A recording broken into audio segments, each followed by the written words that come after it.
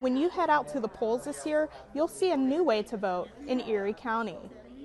And the change doesn't just stop in Erie County. A new law passed in Pennsylvania is changing voting for the state. State Representative Bob Murski and the Erie County Board of Elections want the people of Erie County to be prepared. Two modernizing the vote sessions were held Tuesday at the Blasco Library to explain the new law and demonstrate how the new voting works. We're really excited about modernizing the vote in Pennsylvania. We have new voting machines. This will allow for faster voting. We had to change to a paper system because of Act 77. The majority of voters will have to cast their votes this year using paper ballots. The majority of people that will be voting with a paper ballot, filling it out like a bubble sheet like you did when you took a test in high school for many people. A bubble sheet will be used to fill out, and then you'll scan that into the machine.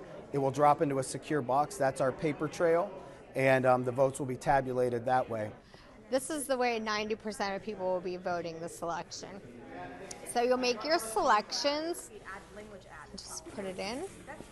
There will also be a tablet at the polls very similar to the electronic voting system that we're used to. The tablet will produce a ballot for voters to make selections, and from there, a paper version of the ballot can be printed. For people who have disabilities or are unable to write, maybe they have arthritis, they can use the touch screen and touch screen their vote, which will then print out their completed ballot with their selections, and then they'll slide that into the machine, which again goes into a secure drop box, the paper trail, and their vote is tabulated that way.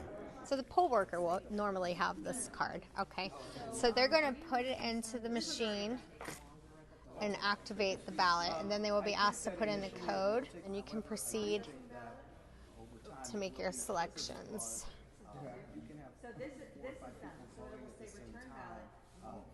Okay, and then you have the option to review your choices. And then if you're satisfied with everything, then you just print your ballot. You take it over to the scanner, and the system will already say system ready. That's when you're going to put your ballot in. Processing, casting. It's pretty quick. Ballot successfully cast. In addition, changes are also made to early voting laws to make election season more convenient for registered voters. For the first time in a generation, you can now vote up to 50 days early. You can also vote up to 8 p.m. with your absentee ballot the day of the election. And the registration is extended from 30 days to 15 days before the election, making it easier for people to vote and franchising more people to vote, and we're really excited about that. Another option for early voters is the new mail-in ballot list. You can be on a permanent mail-in ballot list, and you'll receive your ballot in the mail every year, and you'll never have to go to the polls, and then you can just mail in your ballot or drop it off at the courthouse. If you couldn't get to any of Tuesday's sessions, here's how to get additional information. We're just very excited to offer this to the community.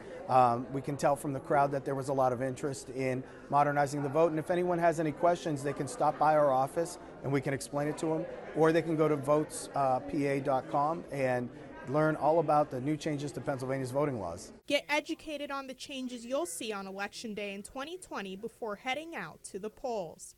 Odessa Meredith, YourErie.com.